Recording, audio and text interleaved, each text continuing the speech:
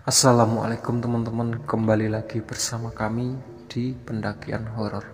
Kali ini saya akan bercerita Kualat Gunung Pulau Sarik 2 terjebak di pasar setan. Part 3. Sebelum cerita kita mulai, alangkah baiknya tekan tombol subscribe, like, and comment. Dan jangan lupa aktifkan loncengnya agar kalian yang pertama mendapatkan notifikasi saat saya upload video terbaru. Oke? Bobby masih sibuk mencari sinyal. Dia berusaha menghubungi istrinya di rumah. Sayangnya smartphone Bobby mulai kehabisan daya baterai dan mati seketika. Bobby berdecak kesal.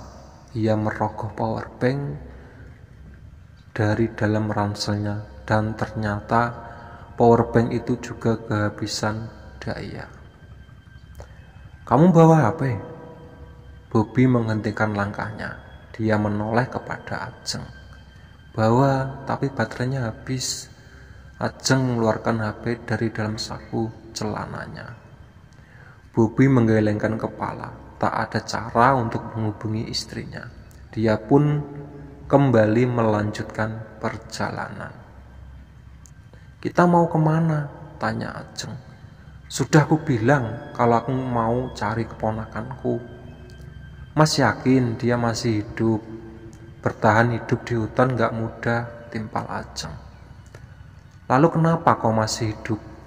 tanya Bobby sambil terus jalan. "Aku bisa berburu.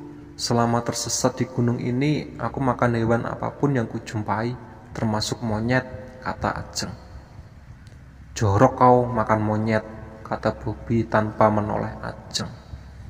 "Daripada mati kelaparan," timpal Ajeng.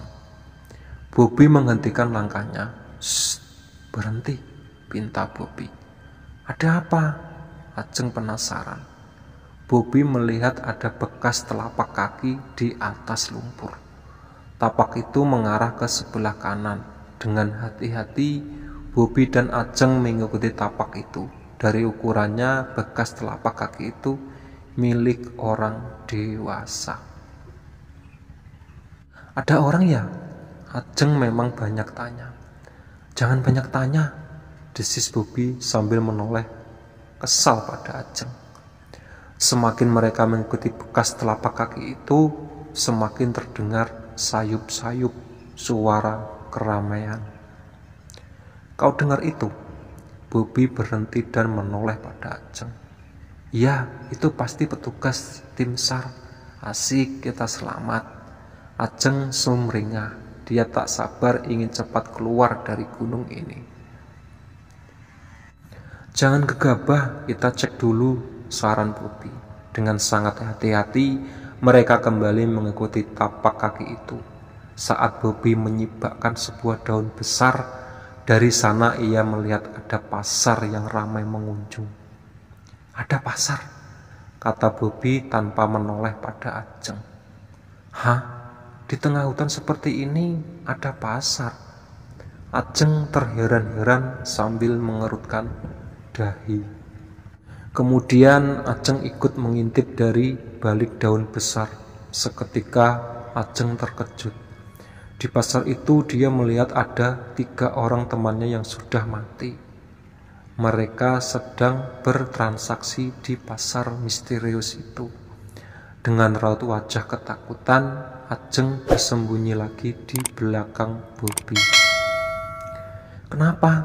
tanya Bobby. "Ada teman saya yang sudah mati, Mas. Itu pasar setan." Dan saat Bobby mengintip kembali, pandangannya terhalang oleh sebuah kaki. Ternyata ada seseorang yang berdiri di hadapan Bobby. Tapi anehnya, kaki itu hanya ada 1. "Mas, lihat Mas." Ajeng menepuk pundak Bobby sambil menunjuk ke atas. Saat Bobby mendongak, dilihatnya ada sebuah kaki yang menjulang tinggi. Entah berapa meter, kaki itu hanya 1 dan tanpa tubuh. Ukurannya seperti kaki orang dewasa, tapi tingginya tak wajar. "Lari!" teriak Bobby. Ajeng pun lari sekuat tenaga, sedangkan Bobby mengikutinya dari belakang. Bobby merasa mereka sudah jauh dari pasar setan itu. Tapi anehnya mereka malah balik lagi ke tempat semula. Bobby kesal, dia sudah bosan dipermainkan seperti ini. Dia malah sengaja lari ke tengah-tengah keramaian pasar sambil menenteng senapannya. "Mas, jangan, Mas!" teriak Ajeng dari kejauhan. Bobby sekarang berada di tengah kerumunan orang yang sedang melakukan transaksi jual beli. Nafas Bobby terengah-engah, keringat membasahi wajahnya. Bobby heran, kenapa siang bolong seperti ini ada pasar setan? "Kalian dengarkan ini, aku tidak takut sama kalian." Bobby menceracau, tapi orang-orang di pasar itu tidak ada satupun peduli sama sekali. Bobby menyentuh salah seorang lelaki yang sedang berdiri di dekatnya, dan ternyata Bobby tidak dapat menyentuh lelaki itu. Tubuh lelaki itu membias seperti embun. Bobby lalu menyentuh setiap orang yang ada di sana. Ternyata orang-orang itu juga tidak dapat Bobby sentuh. Bobby menyerah. Dia malah menangis sambil mendongak ke laut. Wajahnya kumal dan penuh bercak lumpur. "Aku mohon, tolong kembalikan Mira dan jangan ganggu keluargaku." Bobby merengek di tengah keramaian pasar setan, dan saat itu juga dari kejauhan Bobby melihat sosok wanita yang berpakaian layaknya ratu kerajaan. Bobby ingat kalau wanita itu yang pernah ia jumpai beberapa hari lalu. Tepat di samping wanita itu ada Mira yang sedang berdiri menatap Bobby.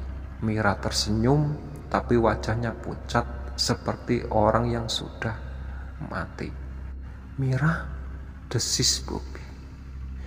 Oke ya, itu tadi cerita dari Kualat Gunung Pulau Sari 2, terjebak di pasar setan part 3 ya.